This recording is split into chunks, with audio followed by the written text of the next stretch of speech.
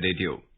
This is Abhineet Shukla and with me is R.S. Raghu, bringing glimpses of the major developments of the day from across the globe. Over the next half an hour, we shall bring you the latest from the world of politics, economy, sports, entertainment and more. The headlines. 127-member strong Indian contingent led by boxer MC Mary Kom and men's hockey team captain Manpreet Singh take part in the opening ceremony of the 32nd Summer Olympic Games. External Affairs Minister of India Dr. S. Jaishankar meets Chairman of the High Council for National Reconciliation Dr. Abdullah Abdullah. President-elect of the 76th session of the United Nations General Assembly and Foreign Minister of Maldives Abdullah Shahid calls on Prime Minister Narendra Modi. US Secretary of State Antony Blinken will visit India on the 27th and the 28th of July. 59 people killed in landslide and rain-related incidents in western Indian state of Maharashtra. Bangladesh enters 2-week countrywide strict lockdown to control COVID-19 infections. And in cricket, Sri Lanka chased victory target of 226 runs in the rain-interrupted third and final ODI against India at Colombo.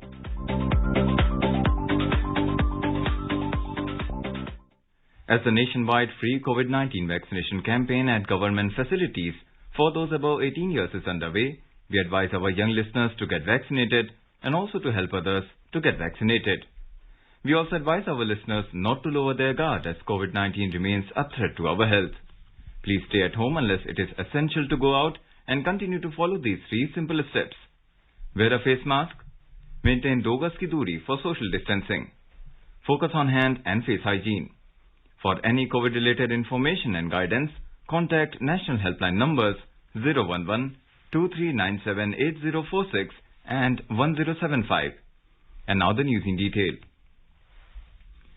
The world's biggest sporting spectacle, the 32nd Summer Olympic Games, began with a glittering opening ceremony in Tokyo this evening. The mega event, held every 4 years, is being held after a 1-year postponement due to the coronavirus pandemic at the newly built National Stadium in the Japanese capital.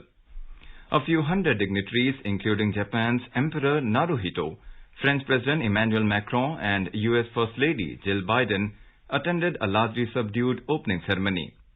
The event started with fireworks bursting into the air after a countdown.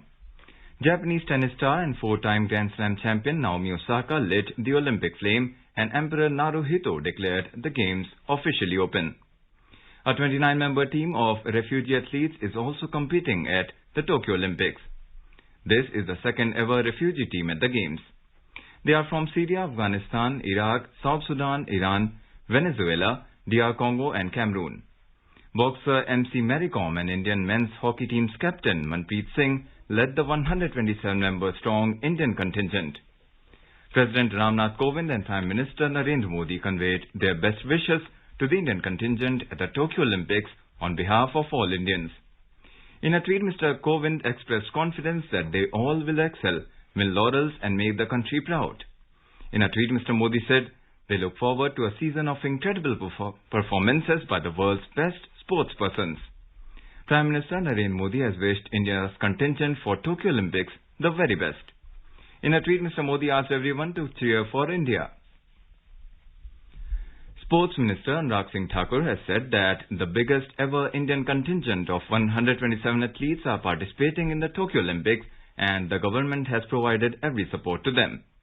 Participating in an event in New Delhi to cheer the athletes ahead of the opening ceremony of Tokyo Olympics, Mr. Thakur said all participating players were vaccinated on priority.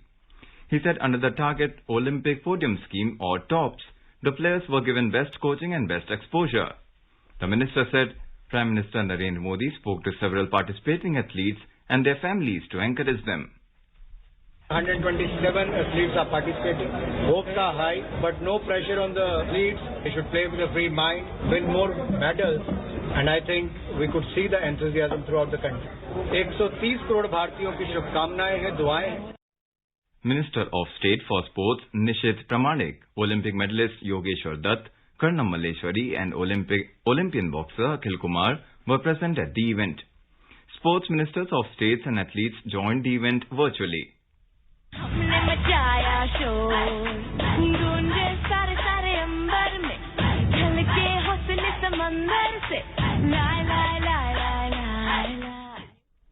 Indian archer Deepika Kumari finished ninth in the women's individual ranking round on the opening day of the archery events.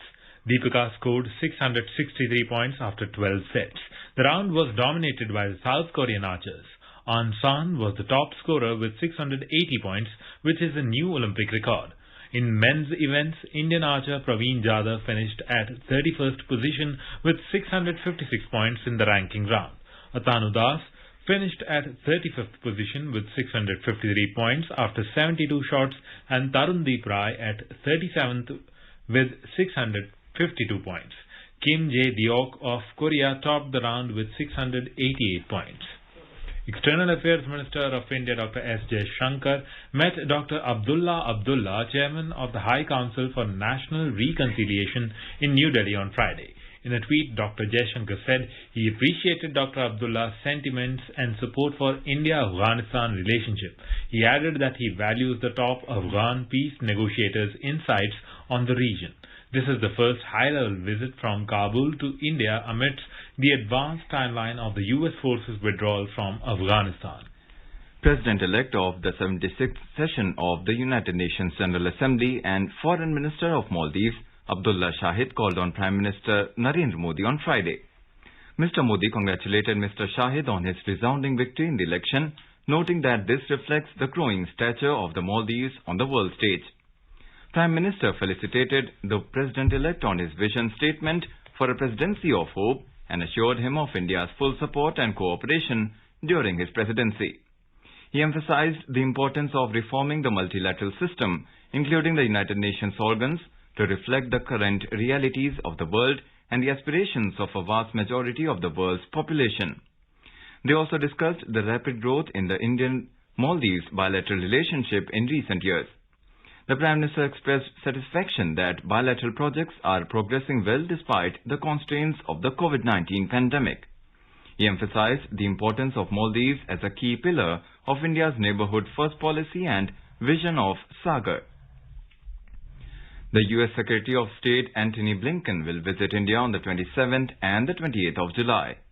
Confirming the visit, the External Affairs Ministry said that this would be Mr. Blinken's first visit to India after assuming charge as U.S. Secretary of State. He will meet the External Affairs Minister and the National Security Advisor on the 28th of July. The statement added that Secretary Blinken's visit is an opportunity to continue the high-level bilateral dialogue and bolster the India-US global strategic partnership. Both sides will review the robust and multifaceted India-US bilateral relations and potential for consolidating them further. Discussions will focus on regional and global issues of mutual interest, including recovery from the COVID-19 pandemic, the Indo-Pacific region, Afghanistan, and cooperation in the UN. This is All India Radio, giving you the world news. The centre is disseminating awareness of national helpline numbers for the benefit of citizens during the COVID-19 pandemic. The helpline number of the Health and Family Welfare Ministry is 1075. The child helpline number is 1098. For senior citizens of Delhi, Karnataka, Madhya Pradesh, Rajasthan, Tamil Nadu, Telangana, Uttar Pradesh and Uttarakhand, the helpline number is 14567. The helpline number of National Institute of Mental Health and Neurosciences, NIMHANS, for psychological support is 08046110007. Ayush COVID-19 counselling helpline number is 14443 and MyGov WhatsApp help desk number is 9013151515. Welcome back to the World News. India has administered over 42 crore 34 lakh doses of COVID-19 vaccine so far under nationwide vaccination drive. The Union Health Ministry said more than 54 lakh 76,000 vaccine doses were administered in the last 24 hours. The ministry said 38,740 patients recovered during the last 24 hours and the recovery rate now stands at 97.36%. Till now, more than 3 crore 4 lakh people have recovered from COVID-19.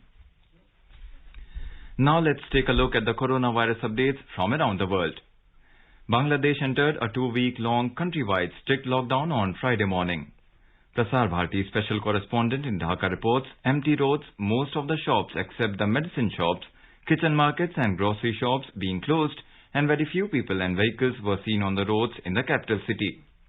Reports from other cities of the country like Rajshahi and Pabna, among others, say that the lockdown is being observed strictly. Police, BGB and armed forces are seen enforcing the lockdown in various places. Bangladesh had announced the resumption of strict lockdown to control the spread of COVID-19 in the country after an 8-day-long relaxation between July 15 to 22 on the occasion of the festival of Eid al-Adha. The current lockdown will be effective till the 5th of August. New Zealand has closed its border to Australia. The two shared a travel bubble since April that allowed people to travel to either countries without the need to quarantine. Prime Minister Jacinda Ardern made the announcement earlier. A new study led by researchers at the University of Oxford found that longer gap between 2 doses of BioNTech Pfizer's COVID vaccines leads to greater overall antibody levels than a shorter gap. The study said that even though there is a drop in antibodies after the first dose, fully vaccinated individuals are effectively protected from severe forms of COVID. Foreign Minister of Maldives and President-elect of the 76th UN General Assembly, Abdullah Shahid, said that the COVID-19 pandemic could also be an opportunity to enhance multilateralism, strengthen cooperation. Speaking at the Indian Council for World Affairs ICWA on COVID pandemic and need for reformed multilateralism, Mr. Shahid said that his immediate priority will be recovering from COVID-19, address the health of the people and the economies, and work to ensure vaccine equity. In today's Hotspot section, we bring you a discussion on Team India at the Tokyo Olympics. In conversation are Rakesh Rao, sports analyst, and G. Rajaraman, sports journalist.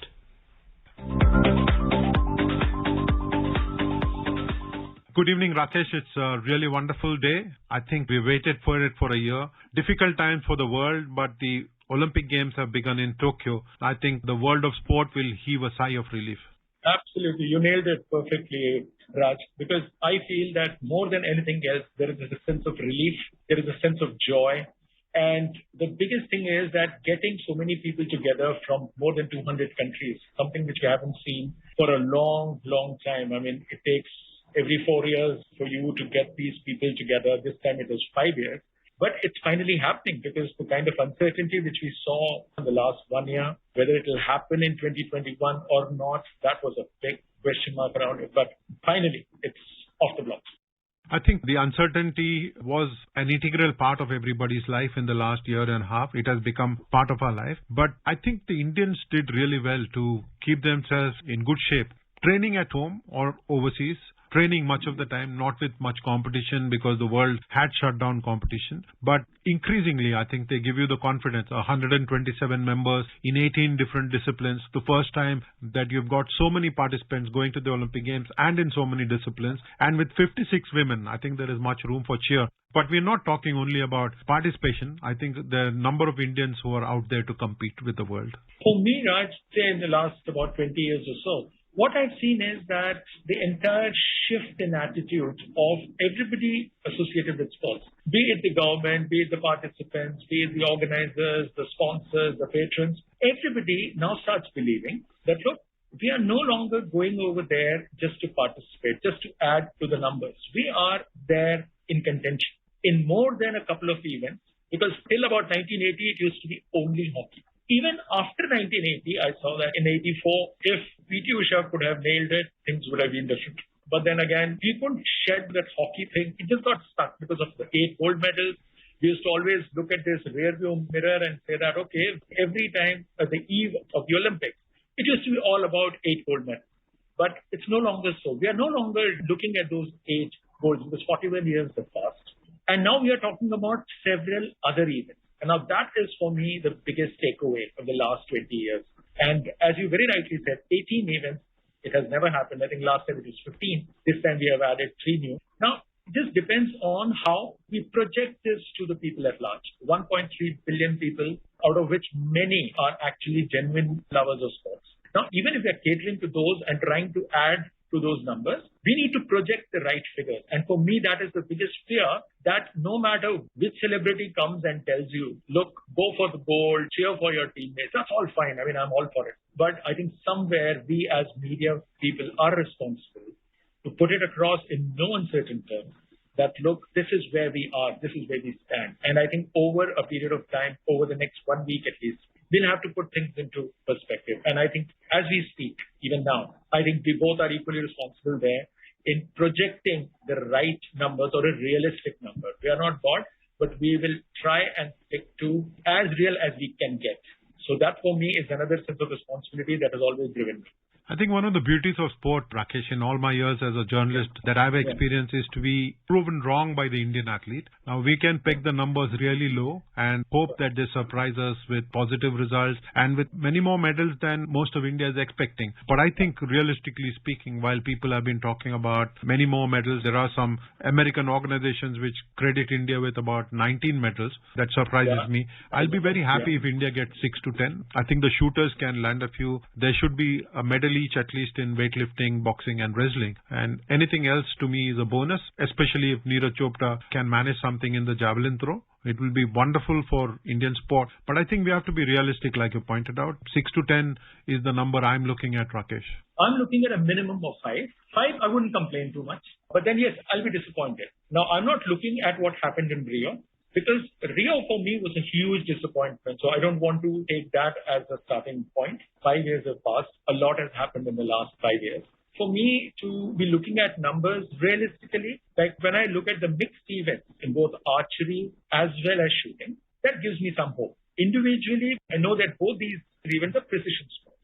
Now, in precision sport, it's very difficult for you to say the medal is a certainty because first thing first, you have to first enter the final. So for me, the qualification becomes something very, very big. And that's where most of the Indians faltered last time. If you recall, Raj, that similar hype had followed the Indian shooters even last time around, but only 2 men qualified for the final. Rest of the team, nobody made it.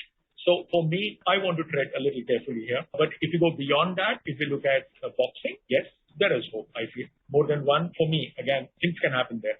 Wherever we are, back them, support them, cheer for them. That's what I would like to believe in, and I do it also. So I would like to see what is your assessment, Raj. I see progress, Rakesh.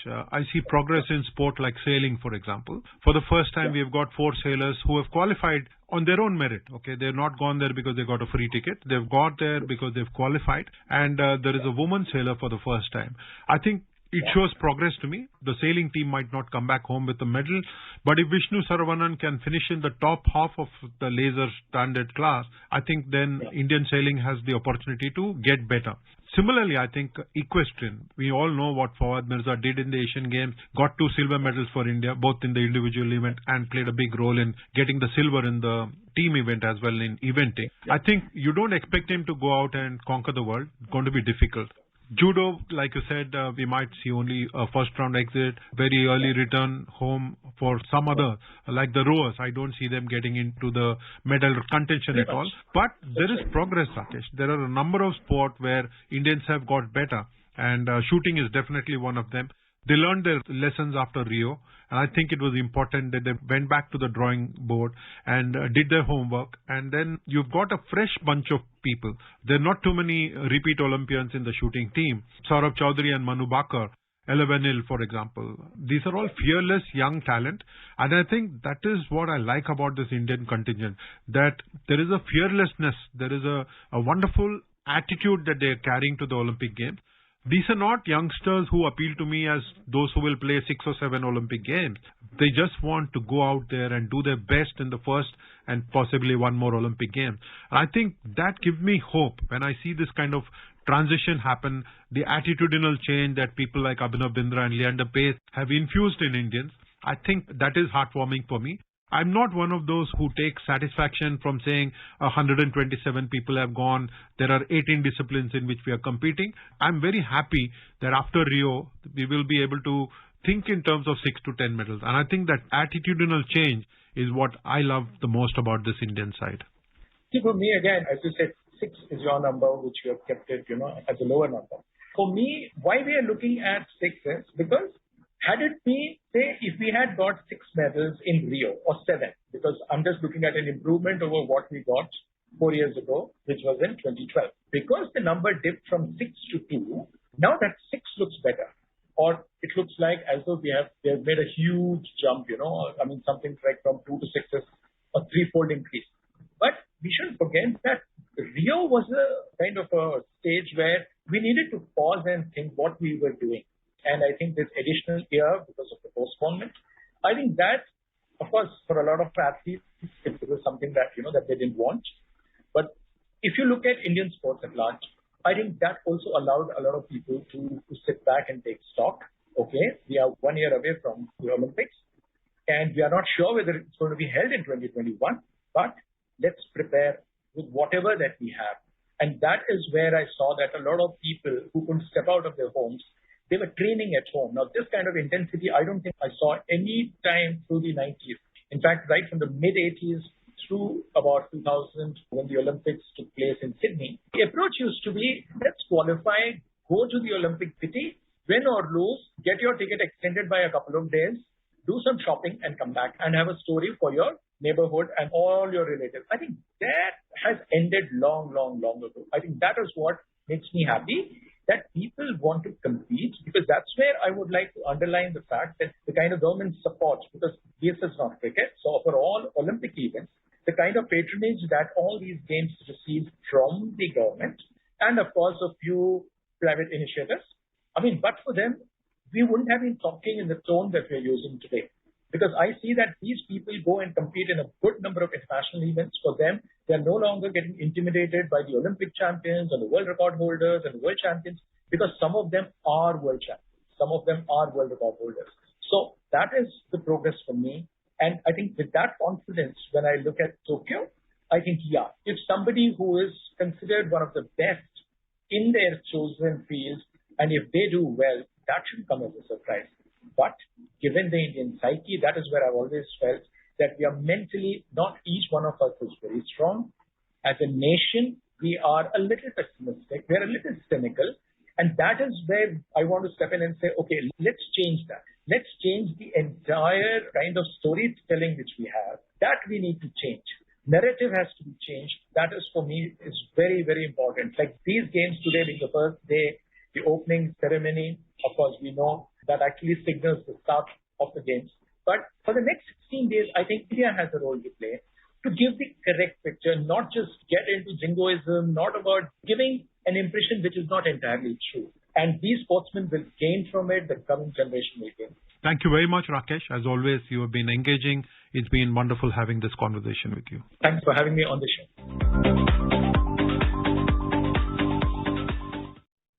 In the western Indian state of Maharashtra, at least 59 people have been killed in landslides and various rain-related incidents. Unprecedented rainfall in Ratnagiri, Raigad, Sindhudurg, Satara, Kolhapur and Sangli regions have wreaked havoc, causing massive loss of life and property. More from our Mumbai correspondent.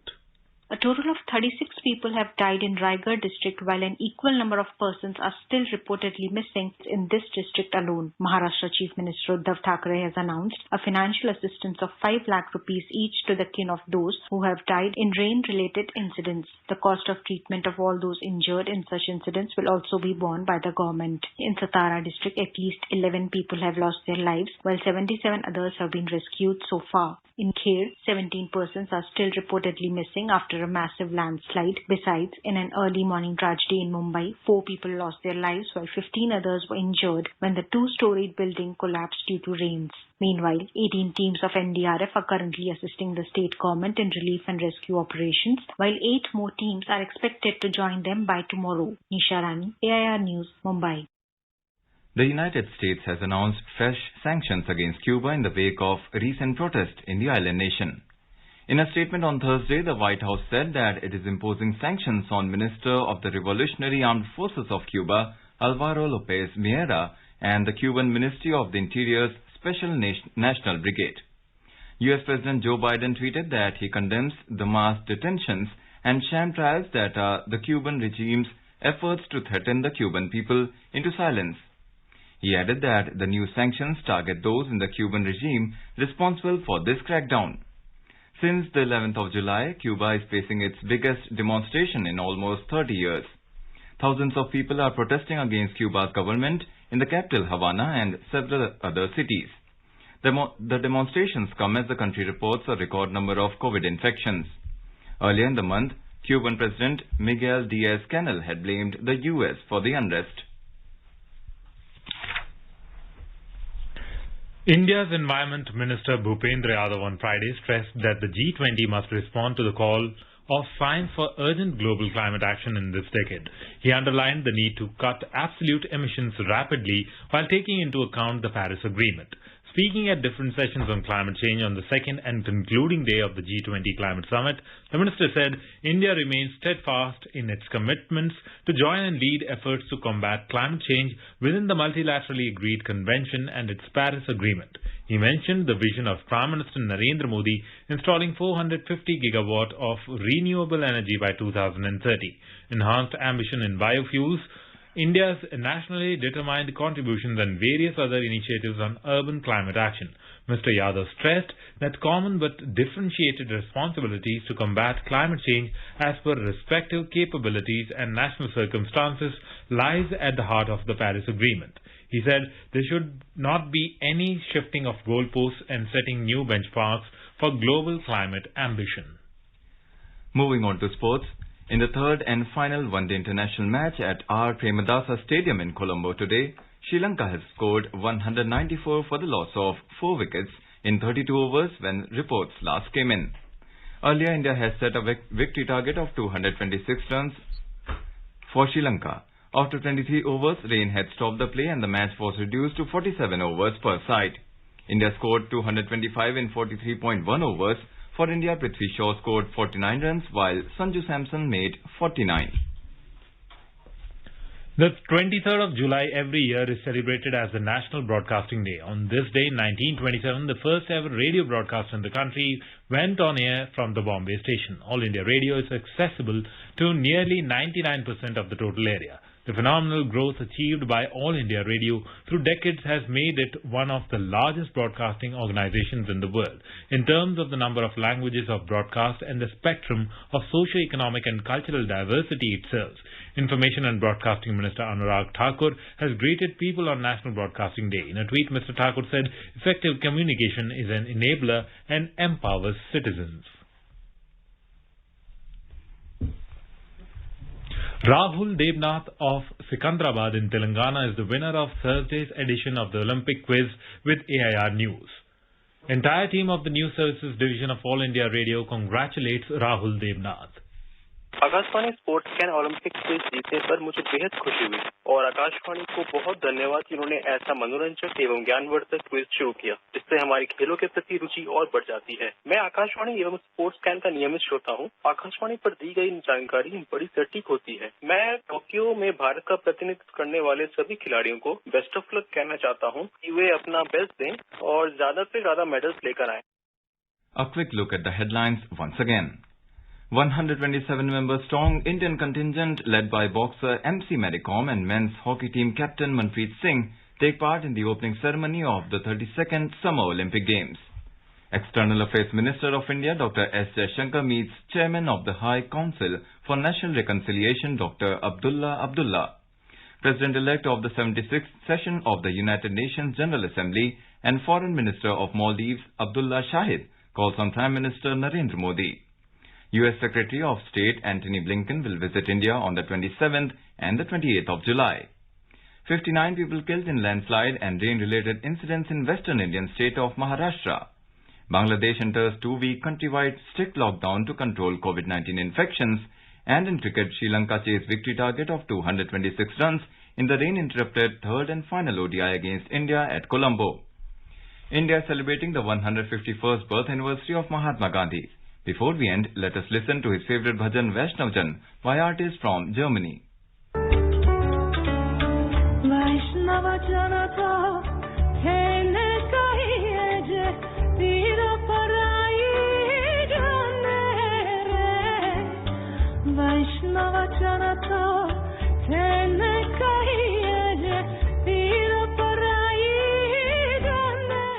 And with that, we end this bulletin. We will be back at the same time tomorrow with the next edition of World News.